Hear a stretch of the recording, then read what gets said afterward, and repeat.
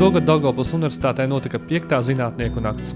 Šogad šī nakts pasākumi tika veltīti ķīmijai. Nosaukums aizraujošā ķīmija notika paralēli vairākās pilsētās, ieskaitot Daugavpili. Dalību šajā pasākumā ņēma mūsu Universitātes institūti, Sistemātiskās bioloģijas institūts, Ekoloģijas institūts, fizioterapijas programmas docētāji un arī pārējie darbinieki, kas piedalījās šajā pasākumā.